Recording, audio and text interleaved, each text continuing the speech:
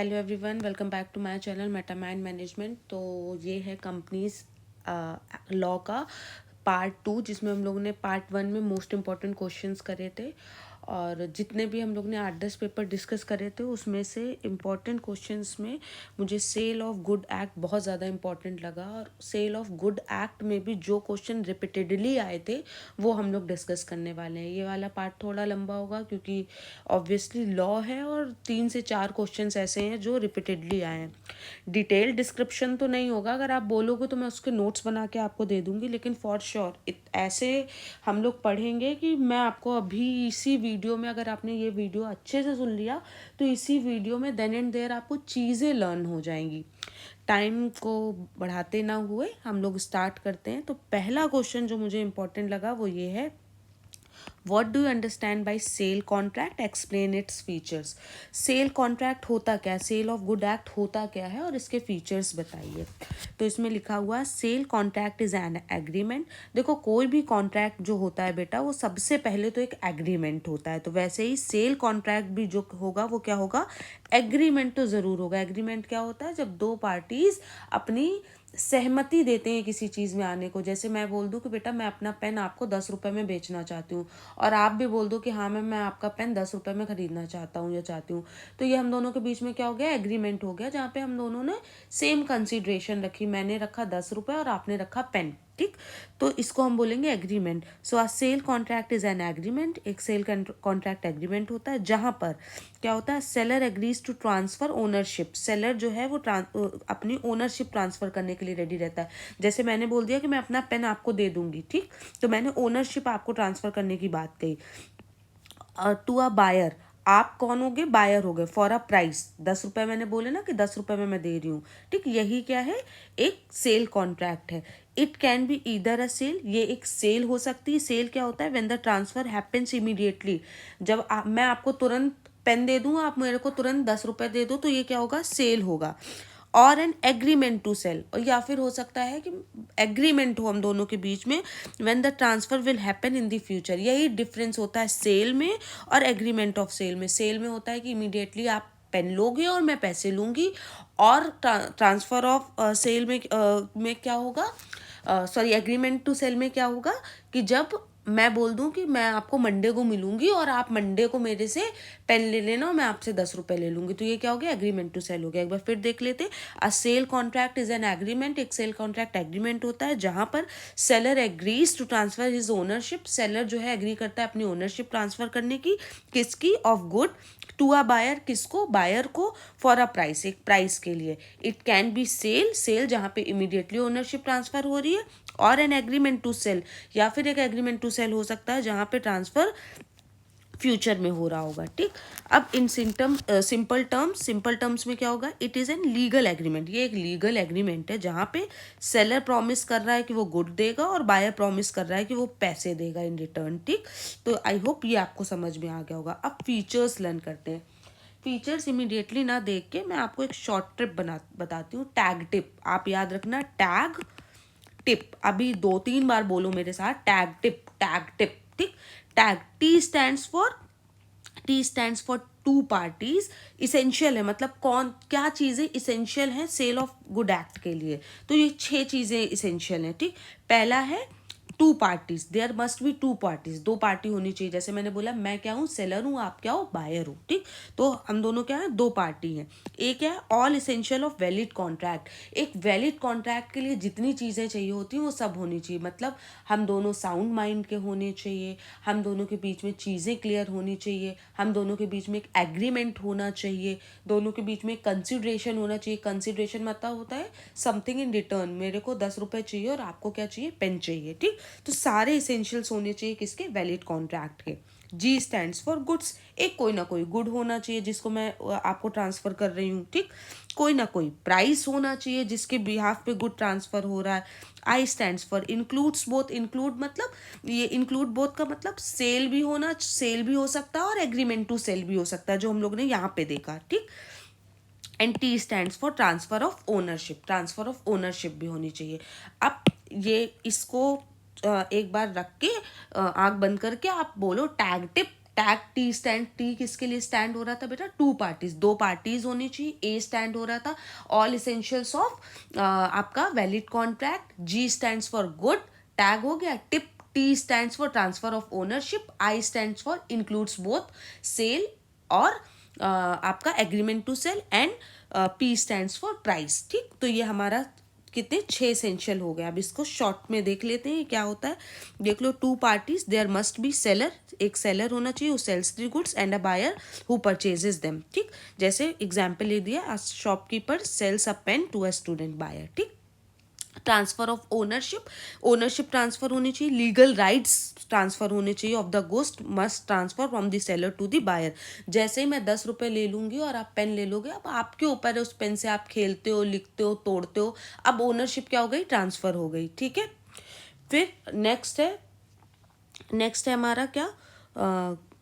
Goods, the contract must involve goods, ये contract में कोई गुड होना चाहिए, मूवेबल प्रॉपर्टी होनी चाहिए, एग्जाम्पल क्लोथ होना चाहिए, कार होनी चाहिए, बुक होनी चाहिए, इनमें से कुछ भी हो सकता है। प्राइस, कुछ ना कुछ प्राइस होनी चाहिए, the buyer must pay money in exchange for good, good के एक्सचेंज में कुछ ना कुछ मनी देना चाहिए।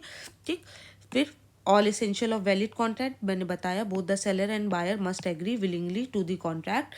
फिर इंक्लूड्स बोथ सेल और agreement to sale, ownership immediately transfer हो रही है तो सेल, और एग्रीमेंट टू सेल क्या हो गई? ओनरशिप जो ट्रांसफर हो रही है वो फ्यूचर में हो रही है। तो आई होप ये आपको 6 के 6 essential sale of good act के समझ में आ गए होंगे, टैग टिप। ठीक, now coming to the next बहुत इंपॉर्टेंट क्वेश्चन, कंडीशन और वारंटी में डिफरेंस क्या होता है? Most important thing. तो सबसे पहले कंडीशन की बात करते हैं। कंडीशन क्या होता है? सबसे पहले कंडीशन होती है इसेंशियल। देखो, मैं बिल्कुल सॉलिड टर्म्स में बताती हूँ, एग्जाम्पल में बताती हूँ। मैंने क्या करा, मैंने एक पेन बेचा तुम्हें, ठीक, और मैंने बोला कि पेन ना बेटा, पेन जो है बहुत स्मूथ चलेगा, नहीं पेन रहने दो, मैं आपको बेच रही हूँ एक बाइक बेच रही हूँ। ठीक है, एक बाइक बेच रहे हैं हम, आई एम दी सेलर, मैं एक बाइक बेच रही हूँ और मैं बोल रही हूँ कि 1 लीटर पेट्रोल में बाइक जो है 15 किलोमीटर चलेगी। ठीक, आपने 1 लीटर पेट्रोल डलाया और बाइक 2 ही किलोमीटर चली। ठीक, आप क्या करोगे? आप बोलोगे आपकी तो कंडीशन ही फुलफिल नहीं हो रही, आप अपनी बाइक वापस ले लो। ठीक, अब क्या हुआ, मेरी बाइक में क्या हुआ कि एक कोई पर्टिकुलर पार्ट, जैसे लेट्स से कि मिरर है, वो जो था वो टूट गया, तो वो क्या हो गया? वारंटी के अंदर आया। मैंने बोला मेरे बाइक के सारे पार्ट्स जो हैं 1 साल की वारंटी में। तो अब क्या करेंगे? मिरर को एक्सचेंज करा जा सकता है, रिपेयर करा जा सकता है। ठीक, तो जब कंडीशन फुलफिल नहीं हो रही होती है तो जो भी सेलर ने प्रोडक्ट दिया होता है वो पूरा का पूरा वापस होता है, लेकिन जब वारंटी होती है तो वो पार्ट रिपेयर होता है। ठीक, जैसे, और कंडीशन जो होती है वो प्राइमरी होती है, वारंटी जो होती है वो क्या होती है? सेकेंडरी होती है। जैसे मैंने पेन दिया, मैंने पेन बोला पेन जो है ब्लैक कलर का, लेकिन निकल गया रेड, प्राइमरी कंडीशन नहीं फुलफिल हुई। ठीक, आप पेन क्या कर दोगे? वापस कर दोगे। ठीक, पेन की कैप टूट गई तो फिर हम उसकी दूसरी कैप लगा सकते हैं। ठीक है, तो अब देख लेते हैं, कंडीशन इज इसेंशियल, कंडीशन जो है इसेंशियल होती है, यानी प्राइमरी होती है। कंडीशन जो है वो कैंसिल में कन्वर्ट कर देती है, मतलब कॉन्ट्रैक्ट जो है वो कैंसिल कर देती है कंडीशन। कंडीशन जो है वो फंडामेंटल होती है, जिसको हम प्राइमरी बोलते हैं, और कोलेटरल मतलब होता है सेकेंडरी होना। कंडीशन जो है वो इमीडिएटली अप्लाई होती है, और वारंटी जो है वो लेट अप्लाई होती है, मतलब बाद में पता चलता है।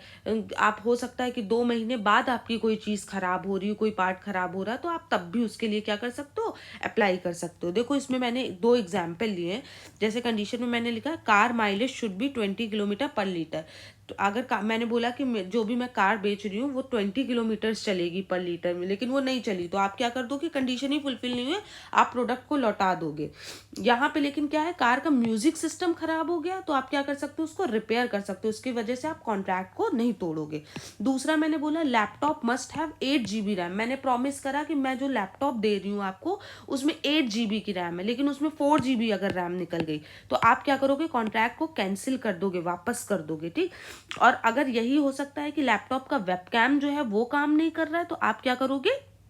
उसको रिपेयर करा सकते हो। ठीक, एक बार फिर से बता देती हूँ। कंडीशन जो है इसेंशियल टर्म होता है, वारंटी जो है माइनर टर्म होता है। आप लिखते जाना, ये इसेंशियल है, इसको हम माइनर बोलते हैं, एंसिलरी को माइनर टर्म बोलते हैं। इंपॉर्टेंस में बोल दें तो कंडीशन जो है वो बहुत इंपॉर्टेंट होती है कॉन्ट्रैक्ट के लिए, वारंटी थोड़ी कम इंपॉर्टेंट होती है कॉन्ट्रैक्ट के लिए। इसमें क्या, बायर जो है, buyer can cancel the contract condition में, लेकिन यहाँ पे buyer can only claim the compensation और रिपेयर, केवल यही क्लेम कर सकता है। ठीक, एग्जाम्पल्स मैंने आपको इन दोनों के बता दिए, लेकिन ये मोस्ट इंपॉर्टेंट है। आई होप आपको ये डिफरेंस समझ में आया हो। थर्ड क्वेश्चन कह रहा है what conditions are implied in a contract of sale of good act. कह रहा है कि कौन सी कंडीशंस जो हैं वो इम्प्लाई होती हैं। ठीक, देख लो, in a contract of sale of good certain conditions are implied by law of protect to buyers interest. Buyer के इंटरेस्ट को बचाने के लिए, प्रोटेक्ट करने के लिए कुछ कंडीशंस इम्प्लाई होती हैं। These are automatically included in the contract. ये ऑटोमेटिकली इंक्लूडेड है even if they are not specifically mention. मतलब मैं आपको पेन बेच रही हूँ, मैं आपको कंडीशंस नहीं बताऊंगी, ऑटोमेटिकली इम्प्लाइड है हम दोनों के बीच में। ठीक, ये लॉ ने इम्प्लाई कर रखी है कि अगर कोई पर्सन किसी भी गुड को किसी दूसरे को बेच रहा है तो ये ऑटोमेटिकली इम्प्लाइड होंगी। ठीक, अब देखो कौन सी कंडीशन है, 7 कंडीशन है। Condition as to title, condition as to description, condition as to fitness for use, condition as merchantable quality, condition as to sample, condition as to sample and description, condition as per trade usage। ठीक, ये 7 conditions है, most important, आपको याद करनी ही करनी पड़ेगी। इसके लिए ना मैंने एक शॉर्ट ट्रिक बनाई है, जैसे ये नीचे लिखा हुआ ना TDF MSST।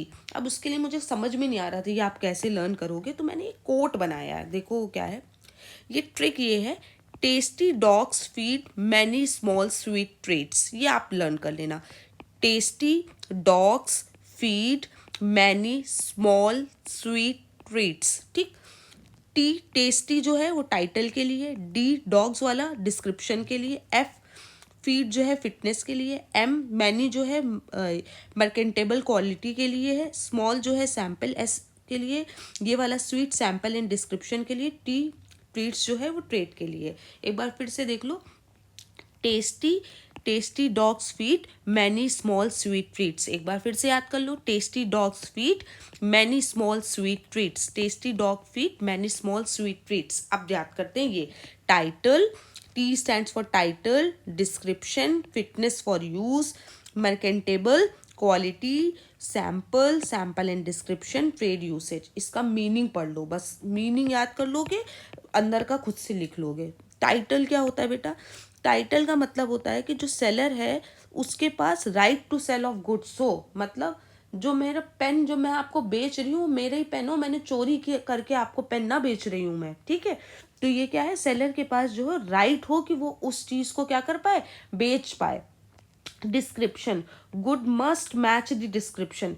जो मैं डिस्क्रिप्शन बोल रही हूँ, जो डिस्क्रिप्शन बता रही हूँ, वो क्या होना चाहिए, मैच करना चाहिए। ठीक, जैसे मैंने बोला है कि selling a cotton shirt but delivering polyester. मैं बोल रही हूँ कि मैं कॉटन शर्ट बेच रही हूँ, लेकिन मैंने क्या कर दिया, पॉलिस्टर शर्ट को बेच दिया, तो ये मैच नहीं कर रहा है फिर डिस्क्रिप्शन को, तो डिस्क्रिप्शन मैच करना चाहिए। Fitness for use, fitness for use का मतलब क्या होगा, goods must be fit for the buyers specified purpose. जैसे selling oil unsuitable for baking. ठीक, मैं वो ऑयल बेच रही हूँ, जैसे एक तिल का तेल आता है, उसको दीपक जलाने में, भगवान की पूजा में इस्तेमाल किया जाता है, या कई ऐसे घी बेचे जाते हैं जिसमें साफ लिखा जाता है कि एडिबल नहीं है, सिर्फ पूजा के यूज़ के लिए। ठीक, तो मैंने क्या करा, ऐसे ऑयल को बेच रही हूँ जो बेकिंग में नहीं यूज़ हो रहा है। ठीक, तो ये फिटनेस फॉर यूज़ होना चाहिए, वो उस चीज़ के लिए फिट होना चाहिए। तो good must be fit for the buyers specified purpose. मैं बोल रही हूँ मुझे खाने के लिए, बेकिंग के लिए ऑयल चाहिए, और आप मेरे को दूसरा ऑयल दे रहे हो, तो ये क्या है, मेरा फिटनेस फॉर यूज़ नहीं है। नेक्स्ट है मर्केंटेबल क्वालिटी। इसका मतलब क्या होता है, good must be usable and free from defects. Usable हो और डिफेक्ट से फ्री हो। जैसे for example, laptop stops working with in 2 days। हमने आपसे लैपटॉप खरीदा और वो 2 दिन में ही बंद पड़ गया। ठीक, या आपने मेरे से पेन खरीदा, वो 1 घंटे में ही बंद हो गया, नहीं चल रहा है। ठीक, नेक्स्ट है सैंपल। सैंपल का मतलब क्या है, यहाँ पे sample, condition as to sample का मतलब है bulk must match the sample shown. मैंने आपको आपने मेरे से पेन का पूरा पैकेट लेना। मैंने आपको जो पेन दिखाया वो बहुत अच्छा चल रहा था और जो पैकेट दिया वो अच्छा नहीं चल रहा है, तो ऐसा नहीं होना चाहिए, ठीक है। जो जो भी चीज़ मैंने दिखाई है वो सैंपल को मैच करना चाहिए। Fabric delivered does not match the sample shown. जो सैंपल आपको दिखाया था कि ये कपड़ा होगा और उसके बाद जो बल्क में कपड़ा भेजा वो वैसा नहीं निकला, ठीक, तो ऐसा नहीं होना चाहिए। नेक्स्ट कह रहा है सैंपल एंड डिस्क्रिप्शन दोनों कह रहा है, तो bulk must match sample and description both. मतलब fabric is polyester instead of 100% cotton as described and sampled. मैंने बोला था कि 100% कॉटन होगा और आपको सैंपल कॉटन का ही दिखाया था, लेकिन भेज किसका दिया, पॉलिस्टर का भेज दिया। थोड़ा सा बस डिफरेंस है इन दोनों में। नेक्स्ट है गुड मस्ट मीट, क्या गुड सॉरी ये ट्रेड यूसेज का मतलब है good must match trade standards. Trade के स्टैंडर्ड्स को भी ये मैच करना चाहिए, मतलब कस्टम्स की प्रैक्टिसेस को भी मैच करना चाहिए। जैसे for example bread flour must be free of moisture as per trade standard. अब ट्रेड स्टैंडर्ड कह रहा है कि ब्रेड को अगर आपको एक्सपोर्ट करना है तो वो मॉइस्चर से दूर होना चाहिए, तो फिर वो उस स्टैंडर्ड को भी मैच कराना चाहिए। आपका मतलब सिर्फ यही नहीं है कि आपने प्रोडक्ट को बेच दिया, अब रास्ते की जर्नी के लिए भी आपको देखना पड़ेगा। तो आई होप ये आपको समझ में आ गया हो, ठीक। ये मैंने आपको इजी डिस्क्रिप्शन, जो अभी मैंने एग्जाम्पल्स और जो चीज़ें बताई है ये आप एक बार अच्छे से देख लेना। यही चीज़ें मैंने आपको लिख भी दी है यहाँ पे, ठीक। आई होप आपको ये समझ में आ गया हो। नेक्स्ट जो इम्पोर्टेंट क्वेश्चन है वो ये वाला है, right of an unpaid seller. Question था कि अनपेड सेलर के बारे में आप बताओ अलॉन्ग विथ इसका डायग्राम वाला रिप्रेजेंटेशन। तो अनपेड सेलर क्या होता है, बहुत अच्छे से हमें पता है कि अनपेड सेलर कौन होता है। मैंने आपको पेन डिलीवर कर दिया और आपने मेरे को पैसे नहीं दिया, तो मैं क्या हूँगी, अनपेड सेलर हूँगी, ठीक है। या फिर आपने बोला कि ठीक है मैम हम आपको चेक दे देते हैं, आप हमें पेन भिजवा दो, मैंने आपसे चेक ले भी लिया और वो चेक बाउंस हो गया, तब भी मैं अनपेड सेलर कहलाऊंगी, ठीक। तो an unpaid seller is a seller who has not received full payment. एक अनपेड सेलर वो है जिसको फुल पेमेंट नहीं मिली है, जो उसने गुड्स बेचे उसके लिए बिहाफ पे। The sale of good act 1930 provides certain rights to protect the seller. ऐसे सेलर को प्रोटेक्ट करने के लिए कुछ राइट हैं, कौन से। पहला तो हु इज़ अनपेड सेलर, आप सबसे पहले यही बताओगे कौन होता है unpaid seller. The full price of the goods has not been paid, जिसको गुड फुल प्राइस नहीं मिला है। या फिर the seller has received a cheque और बिल, उसको चेक और बिल तो मिला है लेकिन इट हैज़ बीन डिसऑनर्ड और बाउंस्ड, वो बाउंस हो गया, ठीक। अब राइट क्या होते हैं, दो राइट होते हैं, याद कर लो अभी, right against the goods and right against the buyer. Goods के अगेंस्ट राइट होता है और बायर के अगेंस्ट राइट होता है। गुड्स के अगेंस्ट क्या राइट होता है, when the goods are in the seller's control और ड्यूरिंग द डिलीवरी। जब सेलर के कंट्रोल में होता है गुड, ठीक है, डिलीवरी के टाइम जैसे होगा, ठीक। Rights against the buyer, legal action against the buyer for not paying. दूसरा ये होता है, पहले तो गुड्स के अगेंस्ट होता है, अब रास्ते में ही गुड है तो हम उसको रोक लेंगे। और दूसरा होता है कि बायर के अगेंस्ट में कि हम भैया केस कर देंगे, ठीक है, लॉफुल तरीके से जाएंगे, लीगल एक्शन लेंगे। अब इसका चार्ट देख लो, rights of an unpaid seller against the good and against the buyer personally.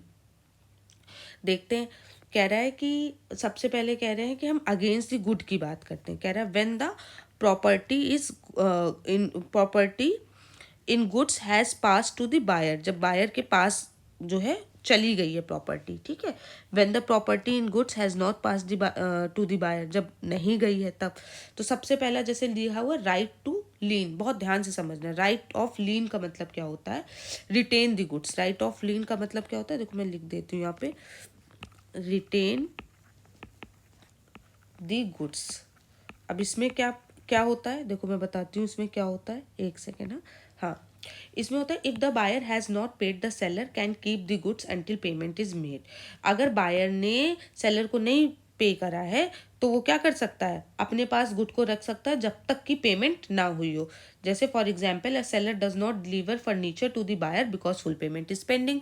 आपने मेरे को 8 रुपए दिए, 2 रुपए नहीं दिए, जब तक आप 2 रुपए नहीं दोगे मैं पेन की डिलीवरी नहीं करूंगी। तो राइट ऑफ लीन का मतलब होता है कि retain the goods. If the buyer has not paid, अगर बायर ने नहीं पे किया है तो हम क्या कर सकते हैं, the seller can keep the goods until the payment is fully made, जब तक कि फुल्ली पेमेंट नहीं हुई है, ये लॉ कहता है। फिर कह रहा है right of stoppage in transit, साफ ही समझ में आ रहा है, क्या करो, गुड्स को स्टॉप कर दो, ट्रांजिट में ही, रास्ते में ही रोक दो। If goods are being delivered in transit the seller can stop the delivery if the buyer becomes insolvent. ठीक, जैसे a wholesaler stops the truck, एक होल सेलर क्या कर रहा है, ट्रक को रुकवा दे रहा है carrying goods when the retailer goes bankrupt. Retailer जो है बैंकरप्ट हो गया, उसी समय उसने क्या कर दिया, उस ट्रक को रुकवा दिया कि अब भैया इनको डिलीवरी नहीं करना। ठीक, तो ट्रांजिट में स्टॉप करने का फुल राइट होता है। राइट ऑफ रीसेल समझ में आ रहा है, the buyer fails to pay, अगर बायर ने पेमेंट नहीं कर पाई, the seller can resell the goods to another person. Full right है, अब आप 2 रुपए नहीं दे पाए, मेरे पास फुल राइट है कि मैं आपको एक टाइम बाउंड देने के बाद उस पेन को किसी दूसरे पर्सन को क्या कर सकती हूँ, बेच सकती हूँ। जैसे a seller resells 100 chairs to another customer because the first buyer failed to pay. ठीक, तो आई होप ये इतना समझ में आ गया हो। नेक्स्ट कह रहा है when the property in goods has not pass to the buyer. ठीक, अब इसमें कौन कौन से होते हैं, सबसे पहले है,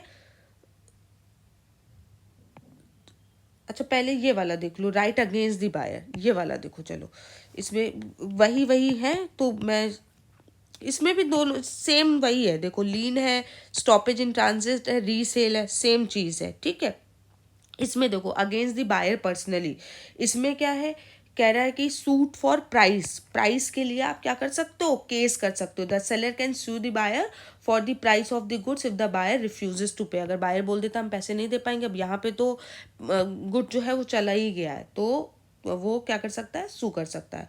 सूट फॉर डैमेजेस, डैमेज के लिए if the buyer refuses to accept the goods और breaches the contract, the seller can claim damages, compensatory compensation मांग सकता है। Seller claims compensation because the buyer refuse to take goods. मैंने आपके यहाँ pen भिजवा दिया, आपने क्या करा कि हम नहीं लेंगे, अब मेरा तो डैमेज हो गया ना, तो हम उसका क्या कर सकते हैं, जो भी मेरा लॉस हुआ है उसके लिए हम पैसे आपको सू कर सकते हैं। सूट फॉर इंटरेस्ट, इसमें क्या करते हैं, the seller can claim interest, interest भी मांग सकता है वो। यहाँ पे प्राइस का पैसा मांग रहा है, यहाँ पे अपने नुकसान की भरपाई मांग रहा है, और यहाँ पे कह रहा है कि भैया हमें ब्याज दो, इंटरेस्ट दो। The seller can claim interest on the unpaid amount from the date the payment was due, जब से पेमेंट ड्यू है उसके बाद से वो उसका इंटरेस्ट मांग सकता है। If payment was due on April 1, अगर April 1 से पेमेंट ड्यू है तो interest can be claimed for the delay, जितने दिन की जो है डिले है तब तक के लिए हम लोग क्या कर सकते हैं, उसको मांग सकते हैं। अच्छा ये मेनली ये वाला चार्ट बनेगा, इतना और इतना। ठीक है, इसको आप बनाना चाहो बनाना, ना बनाना चाहो नहीं बनाना, लेकिन इतना और इतना है, लेकिन ये मोस्ट इंपॉर्टेंट क्वेश्चन है। तो सेल ऑफ गुड एक्ट से जितने भी इंपॉर्टेंट क्वेश्चंस थे वो मैंने बता दिए। आई होप आपको समझ में आ गया हो। अगर आपको समझ में आ गया हो तो प्लीज़ आप कमेंट में मेरे को ज़रूर बताना और अपना फीडबैक ज़रूर देना, और अगर कोई और एक्ट समझना हो तो let me know, I will try to make the video. Thank you everyone, bye bye, good night.